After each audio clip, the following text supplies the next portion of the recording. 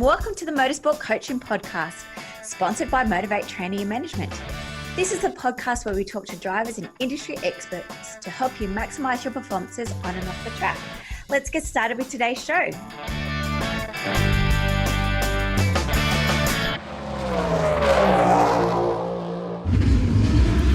Hello, crew, and welcome to episode 111 of the Motorsport Coaching podcast. Today, I'm very excited to be chatting to 16-year-old Oscar Targett, a car living alone in Italy.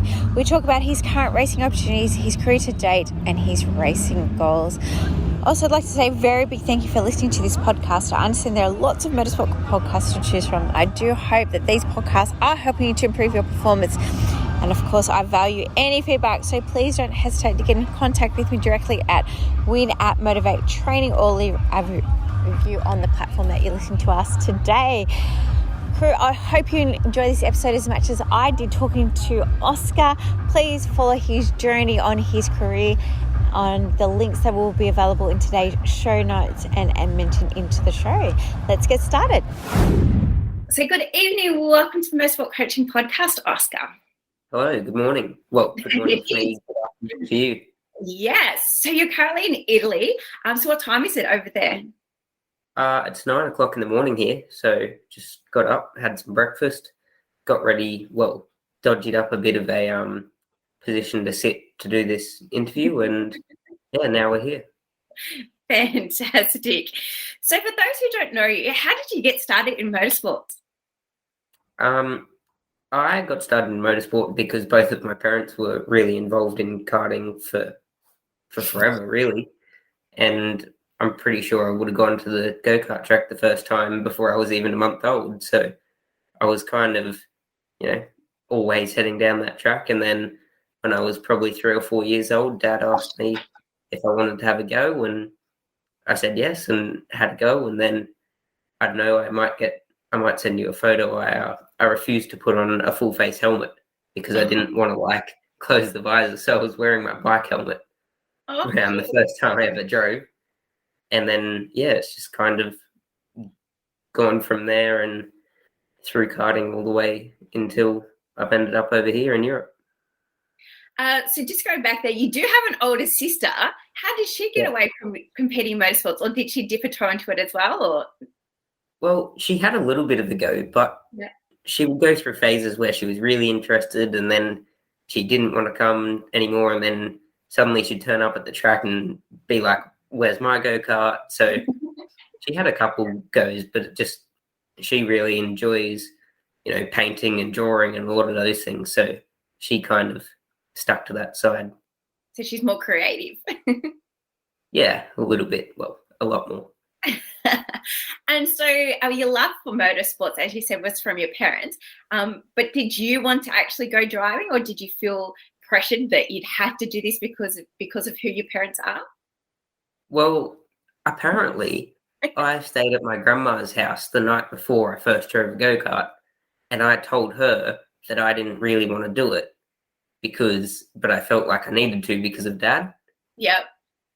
But then, obviously, the first time I drove, there was no sort of questioning if I wanted to do it anymore. It was just 100% race as much as we can and go driving and, going, Dad, when can we go to the track next? Let's go. So, yeah, for sure. At the start, I don't actually remember, but my grandma has told me before that I was like, oh, I'm not sure. But after the first here you time, are living your dream in Italy, so it can't be that bad. You must really enjoy it. But you're so little, when you started, I remember in cadets, as most cadets are little. But now you've grown. How many karts do you reckon you've had over the years? Oh, well, a fair few. Yeah. My first ever go-kart was a Tony Kart Bambino, which was, small. Yeah. And I very quickly complained that it didn't go fast enough. So Dad ended up putting a Coma Cadet engine on it when I was about 4. Oh. And I went racing against Dad whenever we could have a go. So that was a bit of fun until it was wet and he turned me around at Warwick and I ended up in a puddle of water soaked. So, I had that. And then when I first started racing, I had an Arrow for the first year, and then I had an energy kart, and then the JC kart thing sort of started. And in there, with the amount of go-karts Dad tried and different chassis and different shapes, yeah, it's too many to count. So for those who don't know who you are, who is your dad? His name's John Targett, and he's been in go-karts for, I don't know, probably 45 years, forever. And he moved to Europe like I have when he was 20 and lived here for 11 years in Italy doing, well, racing at first. And then once he stopped racing, being a team manager at Top Kart and running the race team, and then also starting energy karts with Mickey Panigata. And then when he came home from Europe, he didn't actually have any intentions of, getting into go-karts again. He wanted to get a normal job, and then he found himself back at the go-kart track within 2 months, and nothing really changed. No. I remember going to the track when he was racing. That's how long I've known your dad. And Mum. And so you've got a famous mum as well. She's known around the track in karting. How did she get involved? Do you know how she got started in motorsports? Yeah, I'm pretty sure one of her best friend from high school ended up getting a kart. They just kind of got interested one day and went into it. And then Mum never really drove a lot. She mainly went to the track to mechanic and help out and just, hang out with her friends. And then she slowly ended up making a lot of friends at the track and meeting a lot of people and learning how to mechanic, and then did a fair bit of driving herself in practice sessions and that sort of stuff. And then, she met Dad and came over to Europe as well. And, did the same sort of thing over here, did some mechanicking and worked in the race teams, and just, she's always been around as well. And have they ever had a race against each other? Well, possibly, but I don't really know. I think there's probably been a couple races, but any of the ones I've been told about have been won by Mum. So fantastic. Yeah.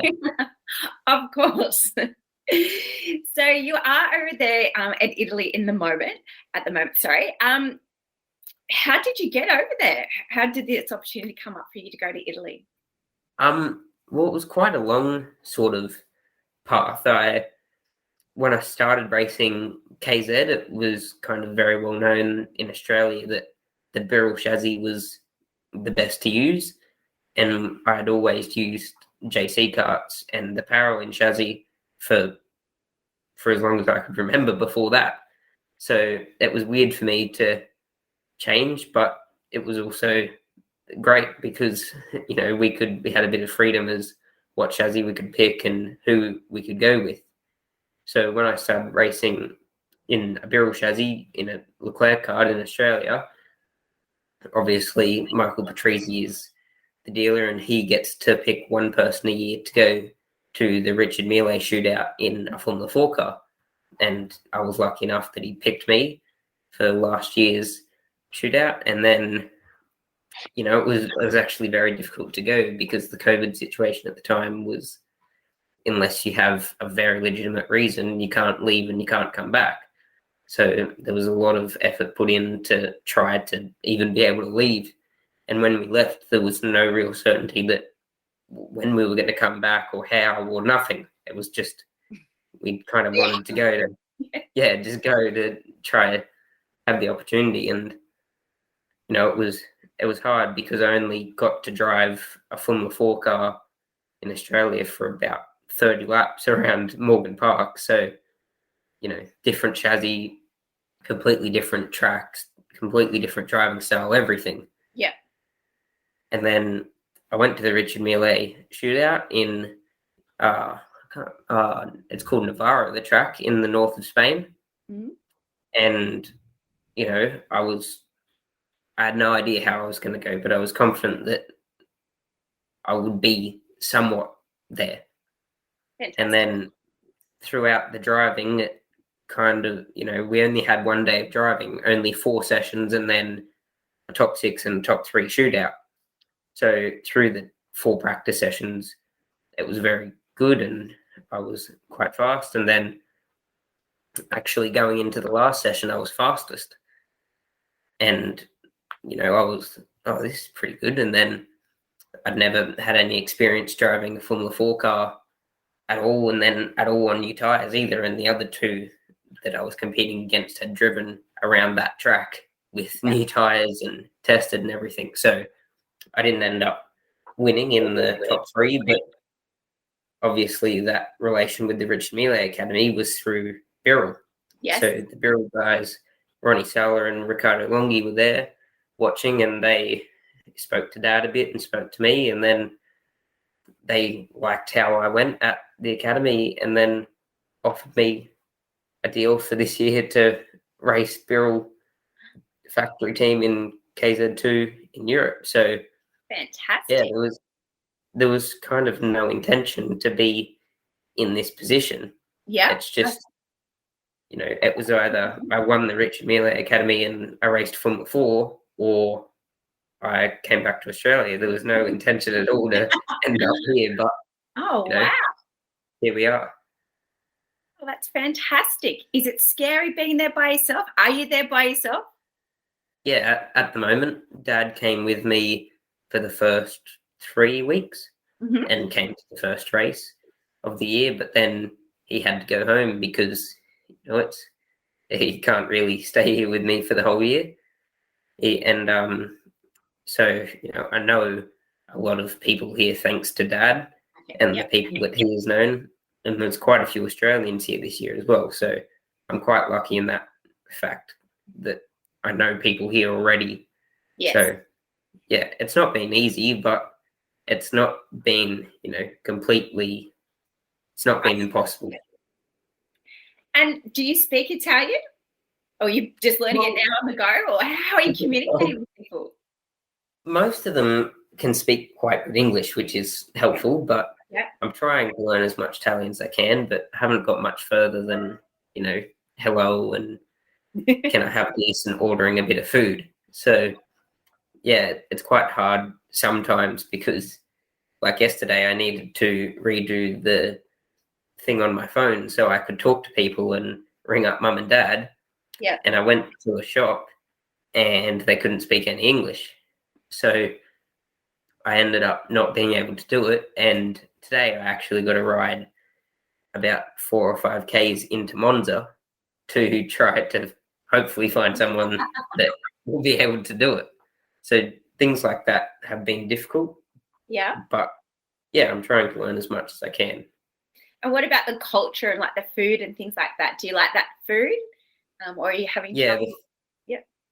Yeah, the Italian food's my favourite. Their steak is questionable because they don't exactly cook it very much. No. But last night I went to the shop and bought myself some steak and cooked it myself, and it was all right. Yeah. So yeah, but all the pasta and pizza and the hams and all the cakes for breakfast, it's not. Yeah, it's quite nice. Of course, you're not having very many of those, though, are you? No, never. So if there is a full-time driver for Birrell, what does your day look like? What do you do day to day? Well, it depends. If I'm at if I'm at home, I'll go to the factory during the day and help out in the race team. Mm-hmm. So that's normally about 8 hours a day. So and then I've got to come home and do adult stuff, like wash and cook and make sure my bedroom's tidy, which it currently isn't very tidy because I only got home yesterday. Yeah. And do all that stuff. So that keeps me quite busy. And did you have that skill set, before you went over there? Or is that something now you've had to just learn? Or has Mum had you doing all those things for a few years now? Well, cooking, I've been all right because I did a bit of cooking in school. Yeah. So that was pretty fun. But most of the cooking in school normally consisted of me and my friends burning stuff and not cooking correctly. But I learned enough that I can do it. And yeah, the washing and clothes washing and things like that, I had to learn a bit of before I came over here. Yeah. So I didn't, make things shrink, and so I actually fit all my clothes by the time, after 3 months. Yeah. But yeah, I learned a fair bit of it before I came here, which was helpful. Good. Yeah, I think sometimes people forget. They go, "Oh, okay, I'm, especially because you're so young." Do you want to tell people how old you actually are, Oscar? Yeah, I'm only 16, so yeah, and it's a very big thing for you to pack home and stay over there. Did you come home from Spain before you went back, or have you just stayed there the whole time? Yeah, I did come home. It was quite difficult. We had to go to Sydney, which was completely out of luck, but perfect that we couldn't come home, because I was then in Sydney at the right time to meet all the people from Grove and then join the junior team. Yeah. So whilst it still possibly could have happened while I was in Queensland, it was just a lot, it all lined up, it just lined up perfectly that with the COVID restrictions, I had to go to Sydney, and all the supercars teams were there. And then I did the Grove interview and they liked me. And the next day they said, "Oh, do you want to come to Sydney Motorsport Park and hang out with us for the weekend?" I'm like, "Yeah, perfect." So it was just, it was a bit of stars aligned. Yeah. And then I was only at home for probably a month, and then came back again, and now I'm acclimatized to cold weather. And so who do you live with over there? I live with one guy called Enzo, who works in the race team and has been in European karting for when Dad got here in 1990. Enzo was already here mechanicking for people and those sorts of things. So he's been in karting forever. And so yeah, I live at the Birrell factory, and yeah, it's very good. And how many people are in the race team? It depends. So in KZ, there is 6 drivers for all of the WSK races and not the as big races, but then there's also 8 other drivers in the OK and OKJ category. So there's normally about 14 or 15 of us at any one race. And but when I am intending to race next at the European Championship, I think we'll have 10 KZ and KZ2 drivers between the two classes. So that'll be really good, with obviously some very high quality teammates as well to learn off. Yeah, and is there many differences from karting in Australia to karting internationally? Yeah, it's huge differences. I think personally the biggest one is being used to being in a team, because while at home I was in the team, it was kind of with all my friends, and I was never in the same class as anyone, or if I wasn't in the same go-kart, or there was completely different experience levels. And so I've never really had a proper teammate at any stage. And now I got, 5 or 6 of the best drivers in the world as my teammates. So that's been a very big change, getting used to the fact that, there's other people that are there that can help you. Because normally it's, just Dad and I or whoever they're trying to figure out what we can do. And now I've got basically unlimited resources to the best people in the world to help me. It's awesome. And how old are your teammates? Are they around the same age as well, or are they also in their first year, or they've been there for a few years and a little bit older? All of my teammates in KZ are older than me. They're all, I think they're 17, 19, 20 and upwards. So, but all of them have either had 1 or 2 years experience minimum in KZ in Europe, and some of them up to 8 or 9 years experience. Wow. So yeah, I think I have 3 European champions and 2 world champions in KZ as my teammates. So it's very helpful.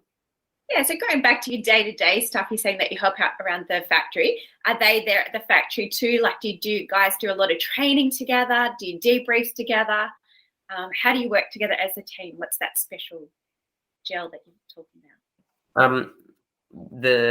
Our team manager, Ricardo Longhi, he is the only driver that's at the factory every day, but he's also the team manager. So he works in the race team, preparing karts and things, and we do a lot of that together. So him, myself, and Enzo and another mechanic all help in the factory, and I've got to know them very well in only 2 months, so they've been very helpful. And when I need to go to the shops and I end up buying the wrong thing because I can't read what it is, they're very helpful with making sure going with me and getting the right things. Or when we go to lunch, they'll translate what's on the menu for me and those sorts of things. Oh, do you have to ask Oscar, have they stitched you up? Not yet, they haven't. No, like they haven't made you order snake or snails or something. I think I was okay because they've tried to a couple times, but my Italian's all right enough that I can catch on if they're trying to do something. So that they've stitched me up with asking mechanics stupid questions and telling other mechanics dumb things in Italian, and they're like, "Yeah, it means this," and it doesn't mean that at all. I would be so gullible. I would be the worst person. I'd go, "Really? Okay." Yeah. Because sorry. Yeah, they'll tell you, go say this thing, and it'll be right like the first 5 times. So then you just start believing them, and then you go tell some other mechanic that all his wheels are going to fall off, and like his engine's on backwards, or the chain isn't tight enough, and I will think I'm saying like, "You're really cool." Yeah. So. But you're not. Saying things. So you're helping out into the factory and then come home at night. Are you doing a lot of training? So what does your physical training look like? I mean, I know you've got some bedroom. Yeah, at the moment, obviously, I'm going to a lot of races. So at the race, I'm not doing any because I'm always driving. But at home, I'm just doing things that I've learnt from Phil Young, who I went to in Australia from GP Human Performance. So he worked with people like Jensen Button and James Courtney and Shane Van Gisbergen. So I was lucky enough to go to him for about 3 or 4 months before I left. And he taught me a lot of things. So I'm kind of just doing the same sort of things, as much as I can, that I did with him. So I don't really have any machinery, of course, but I'm trying my best to keep fit in between races. Yeah, and you did mention before that it's cold over there. So do you venture out for runs or for bike rides or anything like that, or is it just too cold? Now you could probably try doing a bit of running and bike riding, but probably this is the earliest you'd want to do it.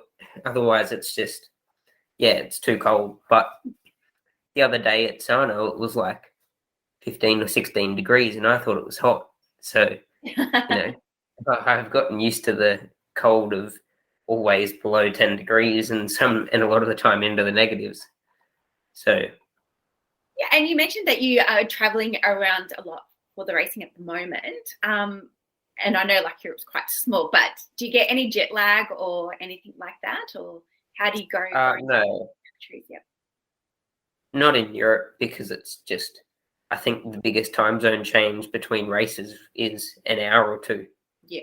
So it's only really like going from Brisbane to Sydney at most times of the year with the daylight savings. So it's not too bad, but it's just been very busy the last 3 weeks.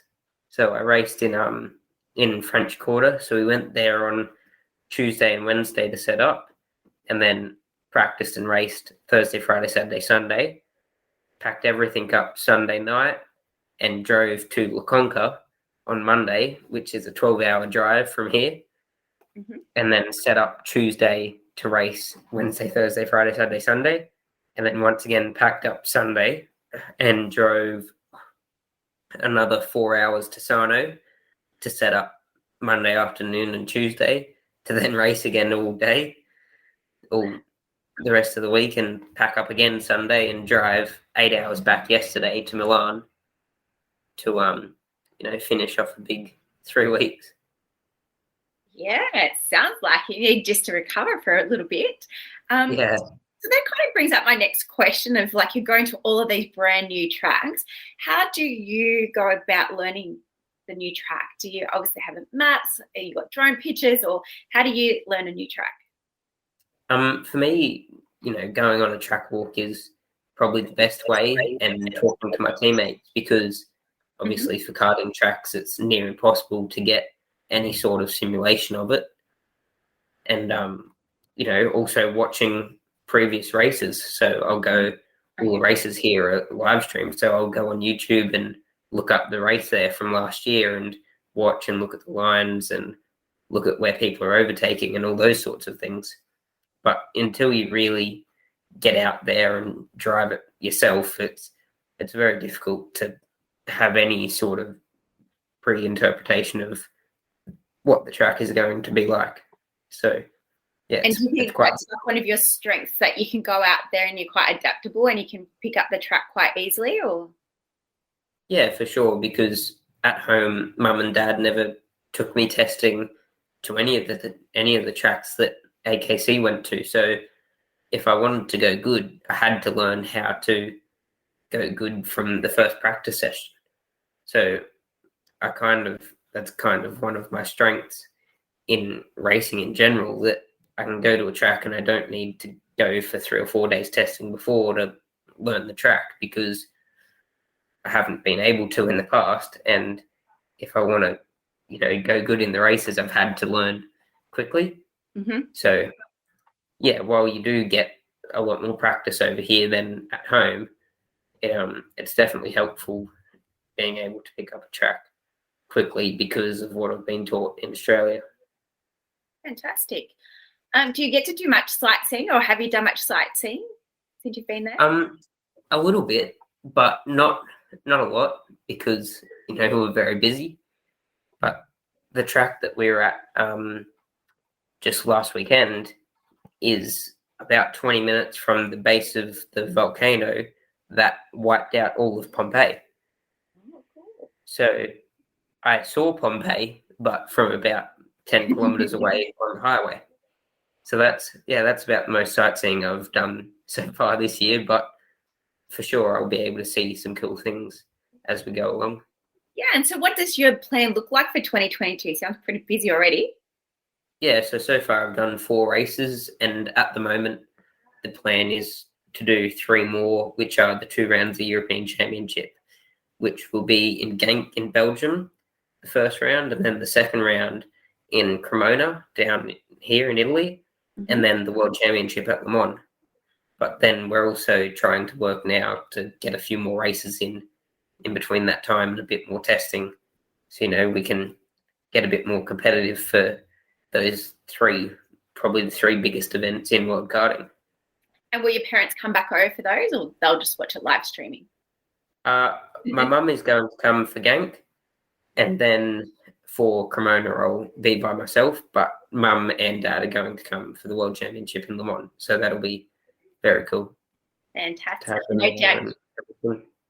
Pardon? That'll be very cool to have them there. Just to see what it's like. Obviously, they've been there before. They've been to plenty of world and European championships, but it'll be cool to have them there when I'm racing. Yeah, of course. We always get homesick, don't we? Regardless of where we live in the world, even if it's in the next state. So you mentioned about your partnership with Grove. You're an ambassador as part of the Grove Junior team. Again, it was a selection criteria, and that was how you got selected to be upon the team. But what does that ambassadorship or being part of the team mean? Well, it's very good because I have a lot of support from everyone at Grove. Stephen and Brenton, they're very helpful just in all parts, they've offered me support on the racing side, on the personal, like, if they've said, if you're ever feeling lonely, you can ring us up whenever you want and have a chat. And then also the people that are in the Grove racing team. So now David Couch, he probably the best engineer on the supercars grid, and Lee Holdsworth and David Reynolds have also been in contact with them, and they've been mentoring me through the start of my journey so far, and hopefully all the way up until supercars. And is that the grand plan? Are you wanting to do supercars, or are you wanting to stay there and do the more indie way? Or well, I'd really like to do the open wheel venture through Formula 4, 3, 2 and 1, but it's not realistic with the budgets we have, and it's very, very difficult to do. Of course. Yeah. And I also, living here for 2 months, I really like it here, but Australia is just probably the best place in the world. So not only the racing side of it, but also just life in general, I really like in Australia. And I've always been, I was a fan of the supercars long before I ever watched Formula 1 or IndyCar. So it's kind of always where I wanted to go, and now I've kind of properly started the path towards that. Mm-hmm. Yeah, and so is that the plan? Probably be there for 1 or 2 years and come back and maybe do some Super 3s, Super 2s with Grove? Yeah, at this stage, that's the plan. Mm-hmm. So, it's kind of, there's no sort of set in stone plan, because there was even never a plan to be here. So, that's right. Yeah, so at the moment, next year's plan would kind of either be to be at home racing a car or to be back here again. But, we're still very much thinking about this year and getting the best results we can before we start moving on to what we can achieve next year, and even what I'll be racing, where I'll be. Yeah, it's one of those wonderful paths, isn't it? It's just opened. Yeah. So if you weren't racing this year, what would you have been doing? I'm not sure. Would you at school? Would you been at uni working? Yeah, probably be at school, Yeah, doing normal thing. I kind of had picked subjects for this year that weren't going to be very difficult. So I'd picked the 2 of the science subjects, and then extended math and English as well. So it was kind of, if I was at school, it was going to be a very big year. And so yeah, I'd probably be at home doing lots of study and just hanging out. And so have you left school, or are you doing school over there? At the moment, I haven't been doing any school over here, but Mum and I are working to do not proper like online school with a school, but there is an Australian program where you can complete year 11 and 12 online, and you can do it as short as 6 months or as long as 7 years. So kind of the plan would be to, once I'm fully settled in over here, start doing a bit of that, and then I can pick and choose when I want to do things. And, I'd really like to ideally finish school by the end of this year. Because if I can do that, I'm a year early, and then next year I can not worry about it, Yeah, you can just concentrate on your racing. Yeah. So what social media accounts do you have that people can follow you, Oscar? I have a Facebook page for my sporting, what's called a sporting page, and then also my Instagram account, which are both, you can just find it Oscar Targett.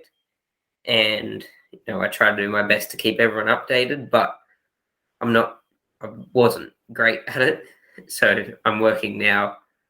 Mum's quite good at writing things, so I talk to her about it, and I'll write something and send it to her, and she'll change it, and then there's a lot of back and forth around that, and then we realise, we're a day behind.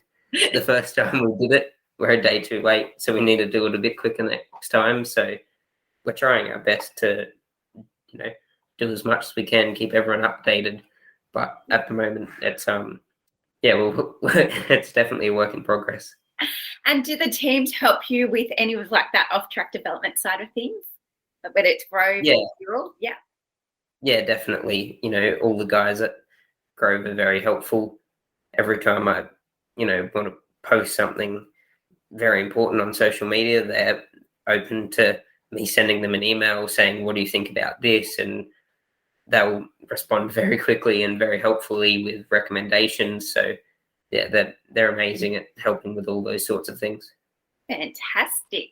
It's good to be on top of all that social media stuff to keep all your fans up to date. Well done. I'll put all those links to Oscar pages into the show notes so you can follow his journey. What is something you know now that you wish you knew when you started?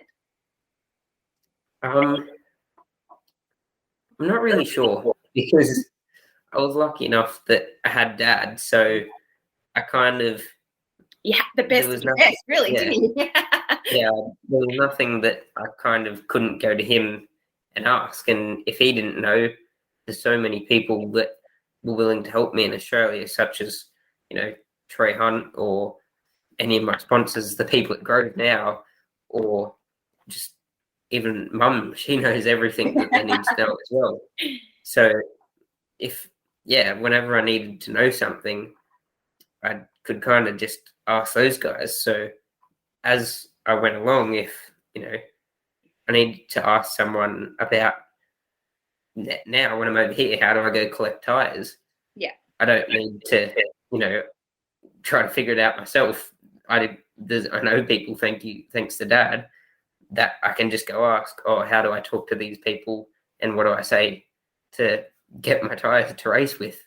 Yeah. So I've been very grateful that there isn't anything that I've really had to learn that much by myself because of all the people that have been able to help me, thanks to my parents.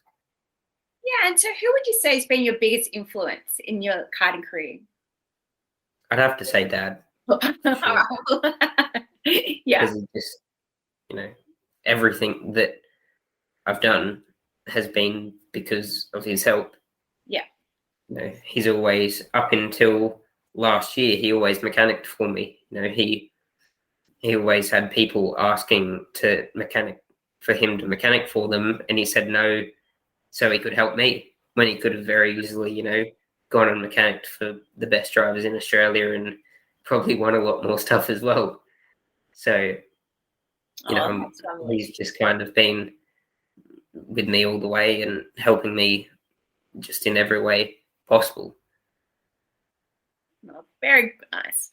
And when it comes to racing, Oscar, do you have any rituals? Any wear socks, special socks, or you put your gloves on last, or any kind of little quirky things like that, or you've got race undies, or? I used to wear when you go to the trampoline parks and you get those grippy socks. Yeah.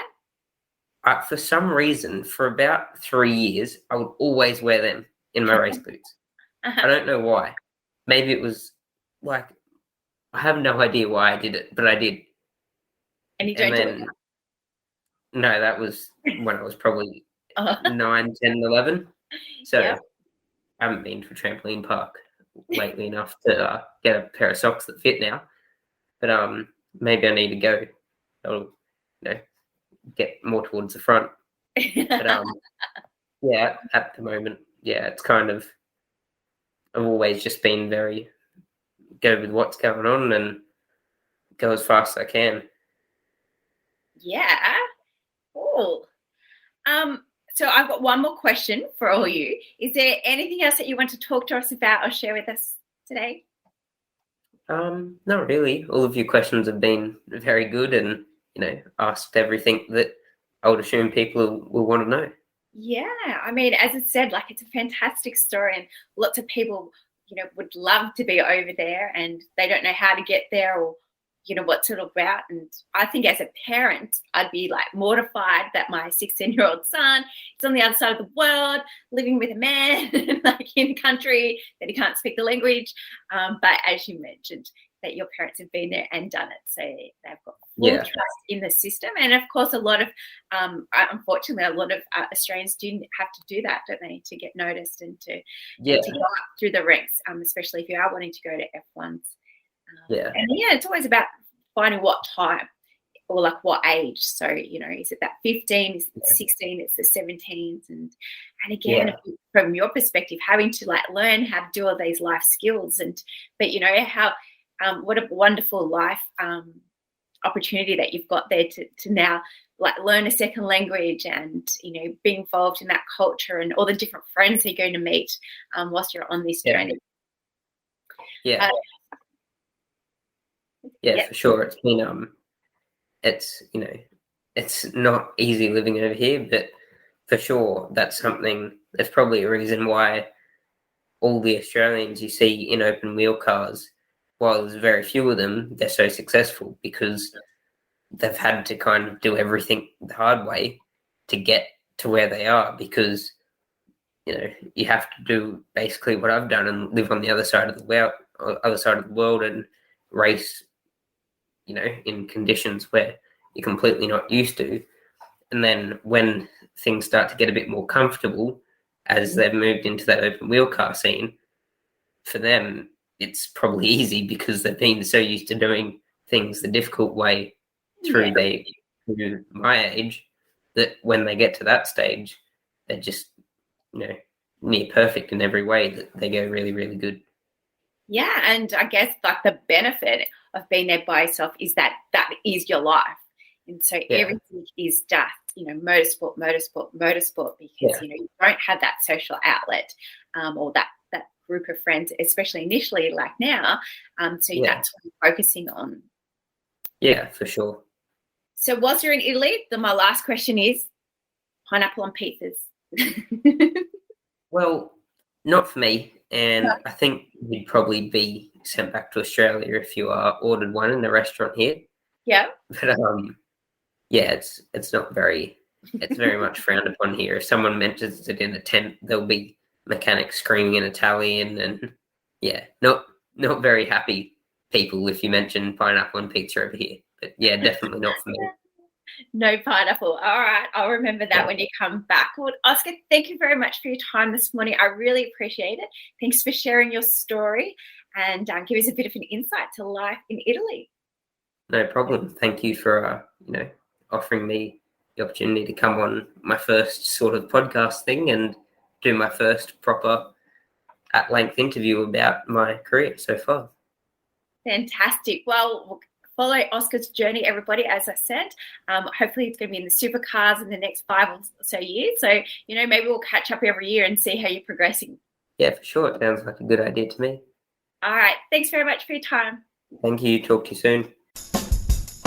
Well, thanks everyone for listening to this week's show. I really hope you enjoyed that one as much as I did. Now, remember, all the show notes with the links and the specials mentioned in today's show are available over at motivatetraining.com.au. If you haven't already, I'd really appreciate it if you could head to iTunes or Stitcher, type in Motorsport Coaching, subscribe, and leave us a review. Each week, I'll read them out and you'll go into a monthly draw to win a fantastic prize. If you have any questions or comments, please email us at motivatetraining.com.au or head over to our Facebook page at Motivate Until next time, take care.